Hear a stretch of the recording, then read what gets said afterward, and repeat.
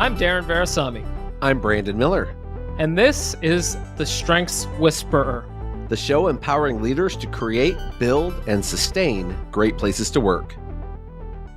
To kick off the show, we'd like to give you a little bit of insight into why we're doing the show by letting you get to know us a little better.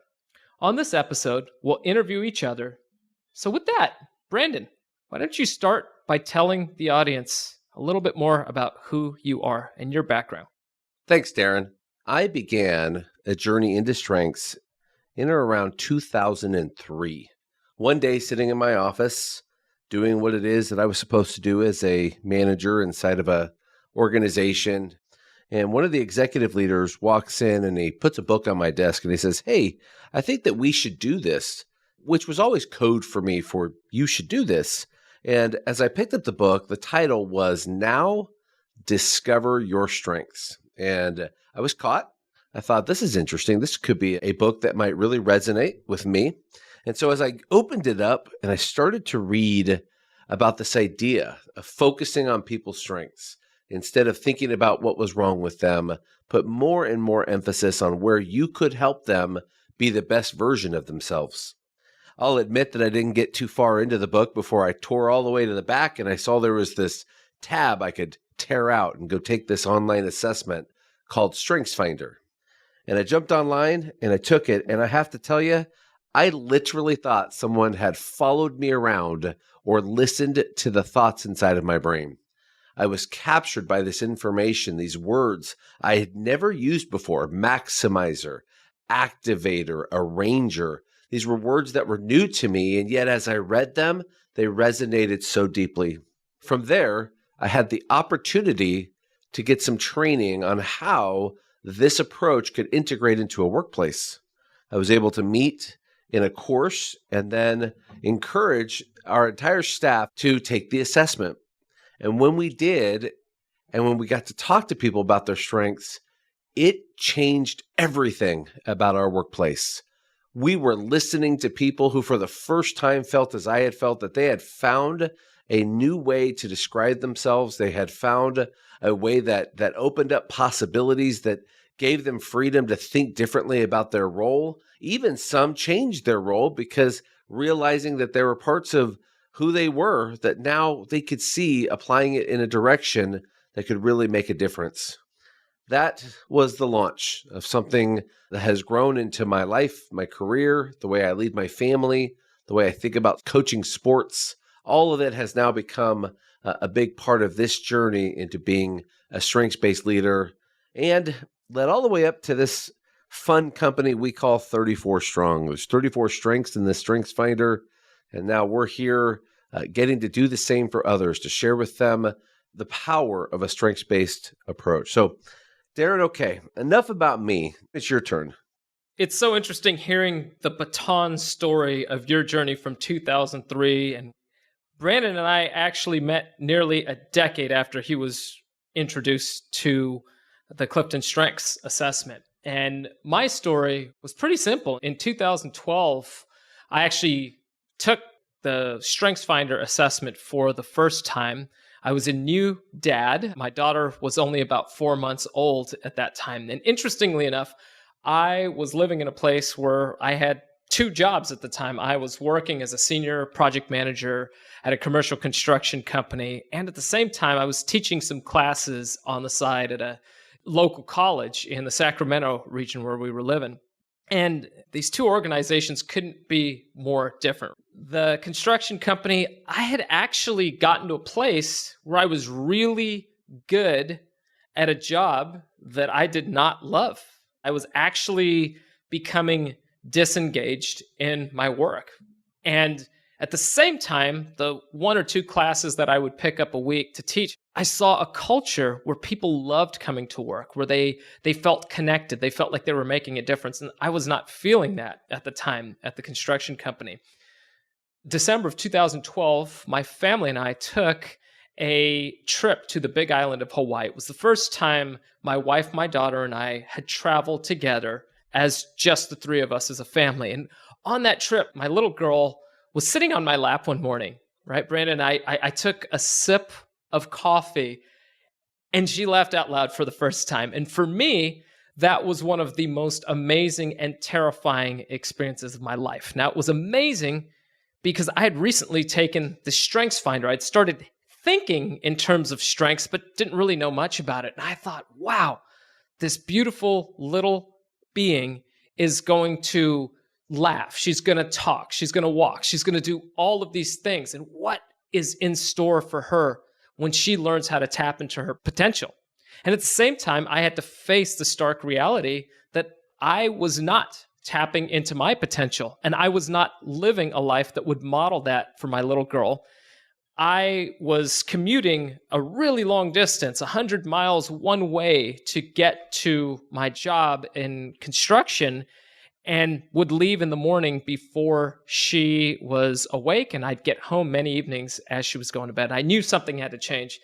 As fate would have it, I came back from that trip, and sure enough, the college said, hey, would you like to take on teaching some more classes? We have a full-time position that's opened up. So long and the short of it, I said yes to that, took a massive pay cut, but something inside of me changed in that trip and seeing my little girl laugh out loud for the first time. And it was the notion that I personally didn't want to just be part of that problem. I wanted to figure out how I could be part of the solution and create more workplace cultures like the one that I'd experienced while I was teaching at the college.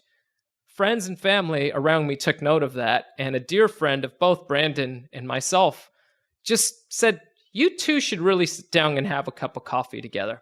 And we did, and we both had a vision of what the workplace could be like and how in transforming the workplace, in getting people to understand what it was to play to their strengths, what that could lead to for generations to come, where people could be better members of their community, better to their family. They would go home not being as exhausted. So that's a little bit of my journey and our journey together. And that's how this journey of 34 Strong begun.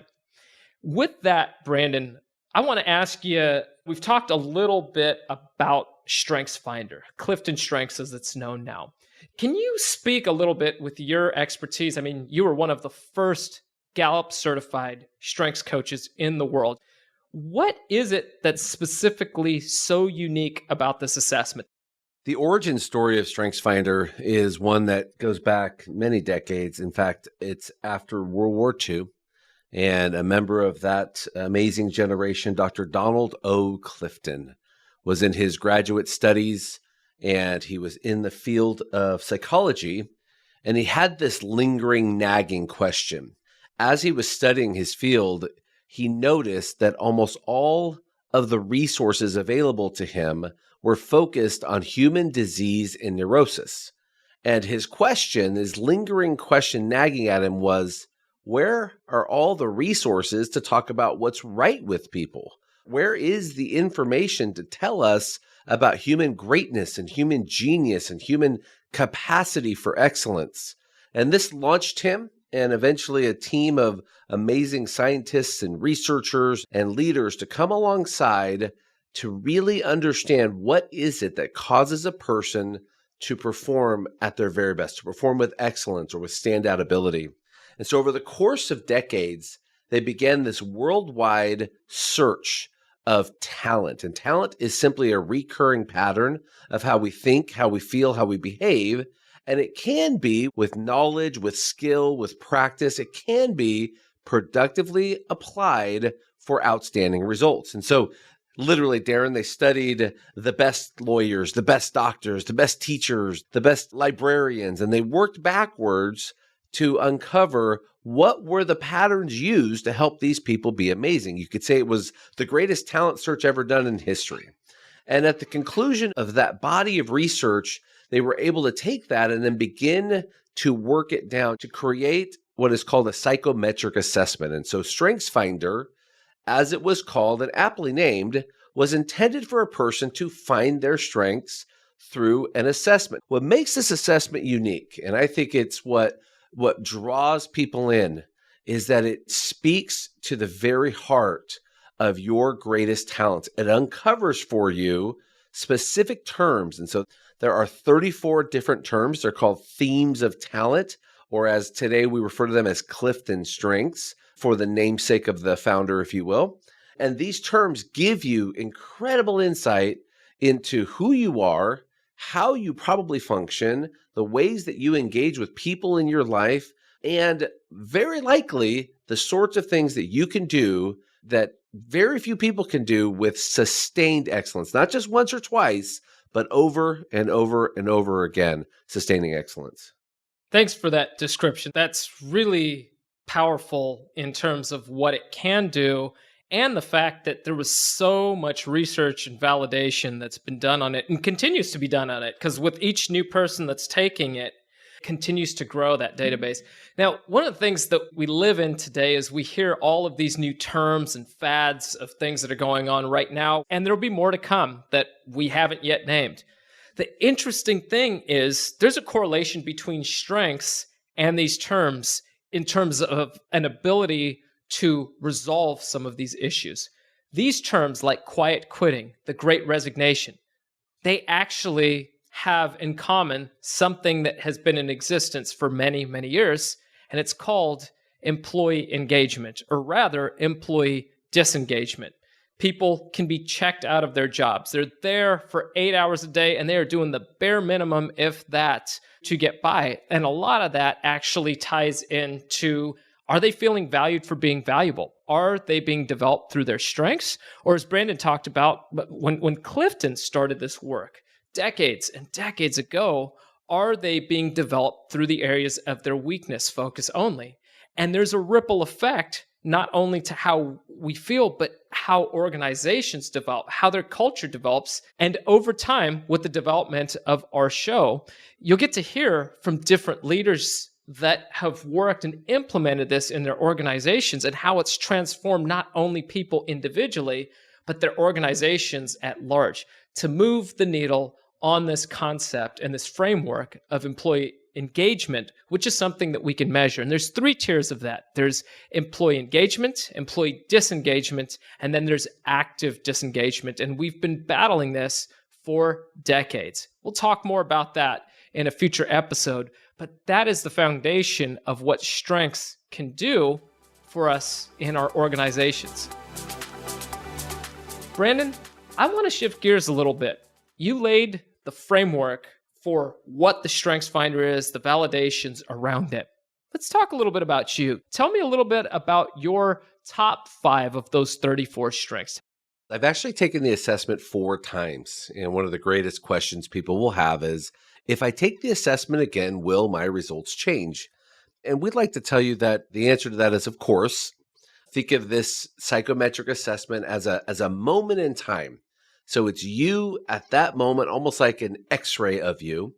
And just like you're going to grow and change in your body physically, you will grow and change with your talents. Now, what makes StrengthsFinder so powerful is that some of your results, we can call those your core strengths, they will most often group around the top. They can stay in what we call the top 10 most dominant strengths, and they will cluster. And so the 5 for me that have endured through the last 20 years of working with this assessment are: first, maximizer; second, achiever; third, activator; fourth, strategic; and fifth, arranger.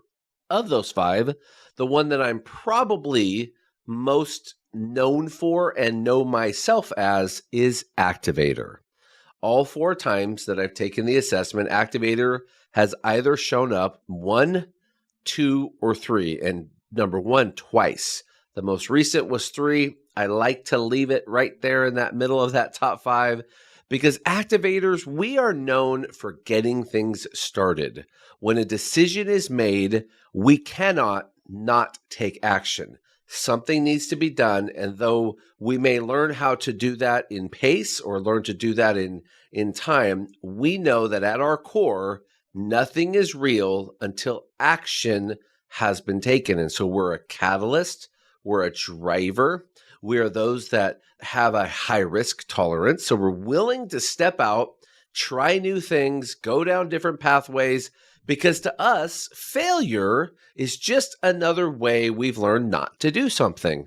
Failure is never final for us. It's always a way to see a path ahead. And Darren, as far back as I can remember, I've been a young person who had a streak of being impetuous or a streak of speaking before really thinking through what I was going to say, not always to my benefit. And when I read about Activator, it connected so many dots. This is why Brandon had a note home from probably every teacher I've ever had from kindergarten to 8th grade about talking too much or talking back. And I think as I understood it, I realized, wow, that part of me that just had a quip or a quick comment, that's actually a realm of strength. And if I could learn how to develop and harness this energy and grow it, this could really grow into an asset, which thankfully over time it has. So Darren, I'd love to ask you the same question. What are your top 5 and which one resonates with you the most? When our listeners listen and we reflect on Brandon's strengths, you're going to hear that Brandon and I share 4 of the same top 5. So I have maximizer, achiever, arranger, self-assurance, and activator. So the only one that we don't share in our top 5 is self-assurance. And this is important to note. I mentioned the first time that I took the assessment was in 2012. I was an employee at the time. I was not an entrepreneur. I had just become a dad. Now, I retook the assessment before the pandemic because I had believed that these strengths from 2012, when I was heavy in construction project manager mindset, were different. Something had changed after nearly a decade of being an entrepreneur, after growing as a father, having 2 kids at that point, and growing in that whole cycle of my life. Something just wasn't feeling right. A lot of my previous strengths were very, very what we like to call execution based. I was a person that was known, just give it to Darren and he is just get it done kind of guy. I still have very much elements of that within me, but something in me had shifted to where that wasn't feeling like that was my core driver. And these talents, they develop as a matter of nature and nurture. And the changes that I had to make personally in navigating what it's like moving from being an employee, working on construction project deadlines, to working alongside of Brandon and our team to build 34 Strong as an entrepreneur and grow as a dad. They were different talents that were right there. So I did have some significant shifts in that 8-year differential from when I took it. The strength that I want to talk about that both Brandon and I share is maximizer. You can't see my video right now, but hanging over my right shoulder is a bass guitar. I've been playing bass for nearly well over half my life, 26 years, and it has always been something that I look to get better at, and there's no end in the pursuit of excellence. You can keep refining, you can keep cultivating, keep sharpening the saw, and it's the process of the continual polishing that is what I have worked on. And that has been with me for decades on the bass. That has truly been my rawest form. And it showed up in our organization and in our business building, and for me personally and my family, of constantly shifting to what is right and how do we build upon these areas of strength. That applies in our organization, in the structures that we have in place. It applies to the people development side. And interestingly enough, Brandon, that maximizer, has been strong in him. And over the nearly decade that we've worked together, that wasn't in my top 10 in my initial results. But working in that environment where it was in my top 15, it was pulled forward and it moved up. And the work that we do, it totally resonated when I saw that shift nearly 8 years later in taking it. And it's very, very much aligned with me personally on a value side and how I look at the world within our company in terms of what we're doing, the impact that we're looking at making when we're helping to work with other teams, and just the focus that I have overall in my life. So there's so much more to unpack. There's these 34 strengths. We'll be hearing different iterations of them as we move through the show, as we talk to different guests, as we do some live coaching sessions with them. You'll get to hear their ahas in going through that. And we all have those same 34 strengths, but they exist in a different ranked order.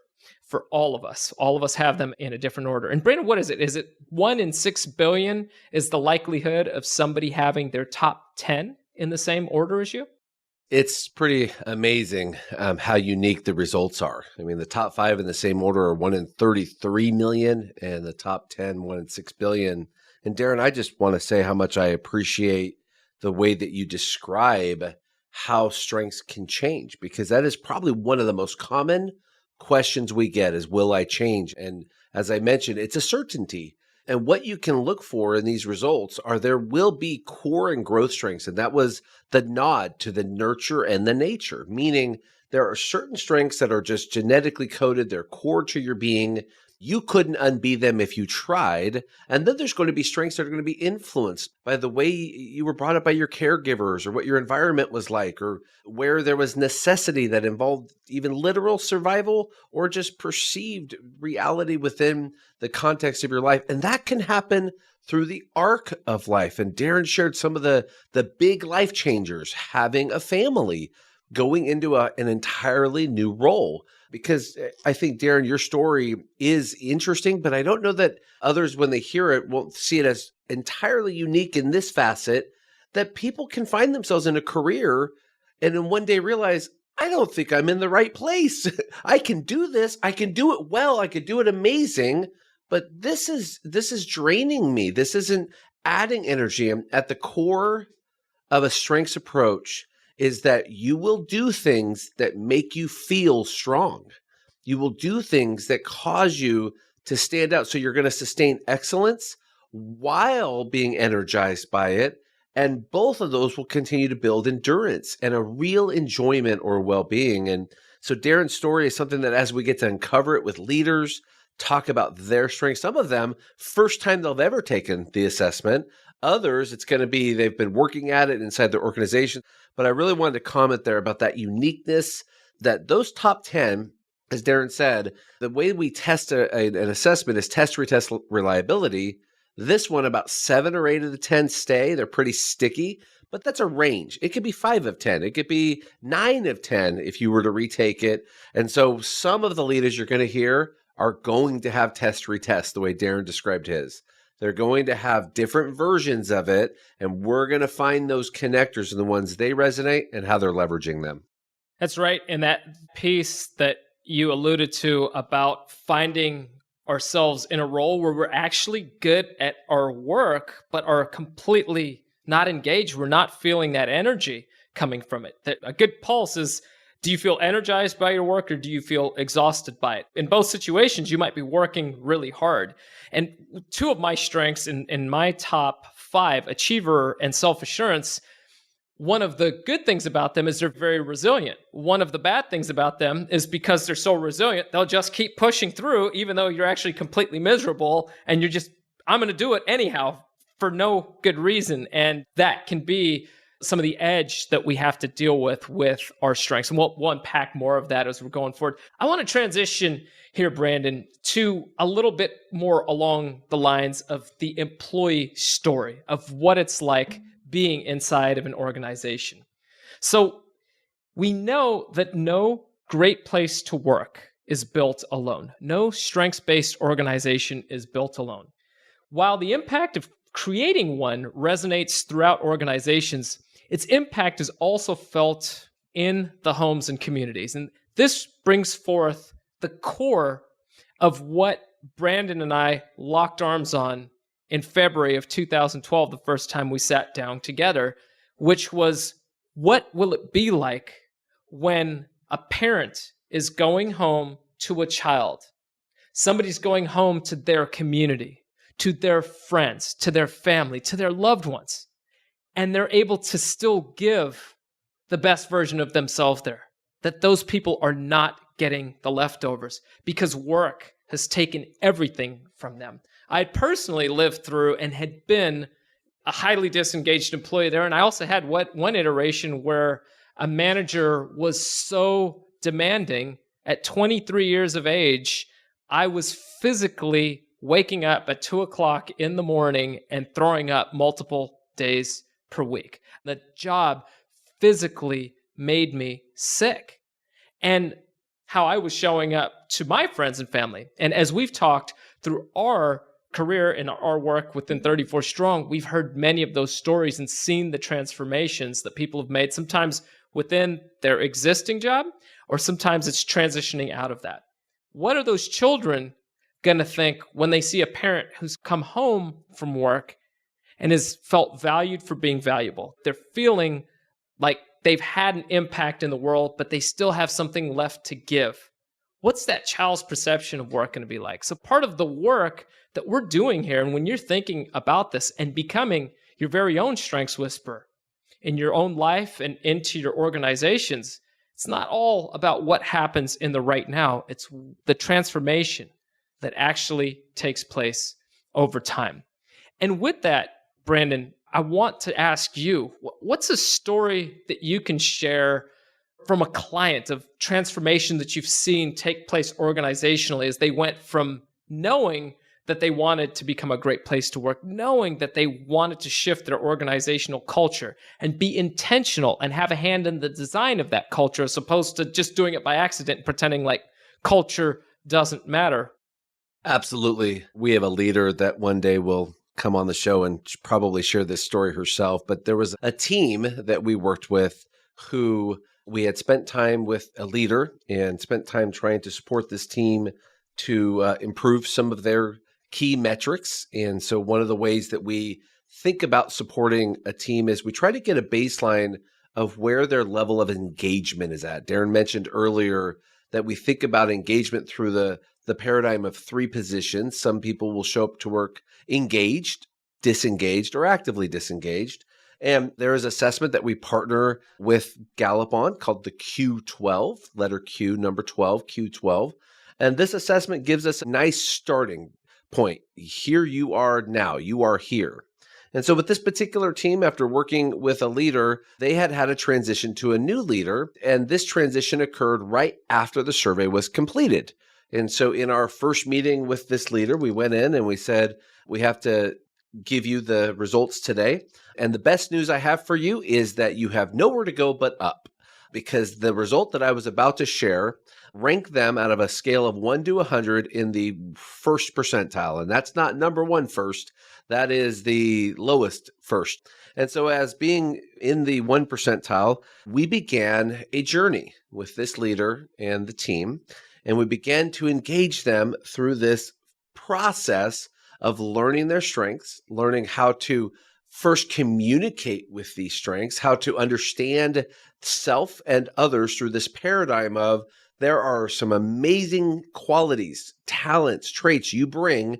Let's understand what those are. And then let's also understand how they inform the way that you prefer to be communicated with, how you prefer to learn, what's the ideal way for you to engage with us as a team.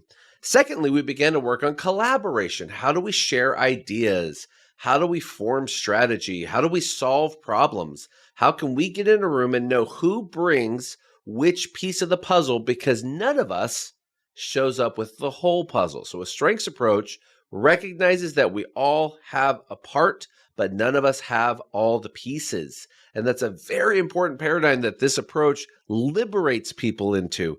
I don't have to have it all. I have others. And it's a wonderful way to think about collaboration in a cooperative spirit. And then third, what they went for, Darren, was a collegial environment. A place where we could laugh at ourselves, laugh with each other, just enjoy the reality that we were all people growing, developing in our careers, developing in our lives. This creates a space to know and be known, to build high trust, to know that we can be cared for, to create a stability around we each know the level of pressure that we all face, and that individually how we sustain that together. And then build toward a future. What's our goals and how do we celebrate those wins? And so in this leader's effort to use a strengths approach to facilitate communication, collaboration in a collegial environment, in 2 years, we had that meeting again. I came in with the results and I said, I have great news for you. When we first met, we said you had nowhere to go but up. And up you have gone. In the course of the time and the work you've put in, you are now a 97 percentile team from 1 to 97. And that may sound impressive. And believe me, it is. What also followed was the notoriety, the impact, the way that this team performed on almost every other key performance indicator that was to be measured against them. This team outperformed index. They were a sight to behold within their organization because this was a department that others looked at and wanted to know, what are you doing there? And what we love to share, Darren, is that, and we've seen this occur, that one team, that one group has become a catalyst for an entire agency to really take a look and start to shape an entire agency through this perspective of strengths. So powerful. In 2 years, a journey from leading the way as one of the most disengaged teams around that's been measured to being a top scoring team. And that comes into the notion, Brandon, of what we were talking about, creating that culture by intention and design. It's powerful when we can see these small pieces here within an organization becoming the starting point and being that catalyst for change. One of the things that you talked about in your first point of understanding people's strengths, their team members' strengths, you talked about what's unique about traits. Can you share maybe like what an example of differing traits are? Like maybe like how do people think differently? Are there different ways that people think and process how they think? Can you share any insights that could be beneficial for our listeners today? So when we think about leaders and our understanding of the different ways that people will learn, the different ways that people will approach their work, the different ways that people will engage with others, what we love about StrengthsFinder is that because of the breadth of the inventory, so 34 different terms, and this is an intact language, it gives insights to different ways that we're going to approach our thoughtful concept around problem solving. So for example, Darren, one of the domains of the 34 strengths fit into 4 unique domains. And one of the domains is the strategic thinking domain. And inside of that domain, there are 8 strengths. And these strengths give insight into how a person likely will process information. So for example, analytical is one of those strengths. And analyticals, they use a scientific approach. They're going to test a theory. They're going to look for the results. They're very logic-based as compared to a strength of intellection. These are very thoughtful people. They do some of their best work in solitude, and they like to process and to give a lot of time and depth and really introspection before they make a decision. And then we could compare that to another strength called strategic. The strategic in Clifton Strengths, as we'll learn on our show together, is not dictionary strategy. This is strategic that could be more described as intuition.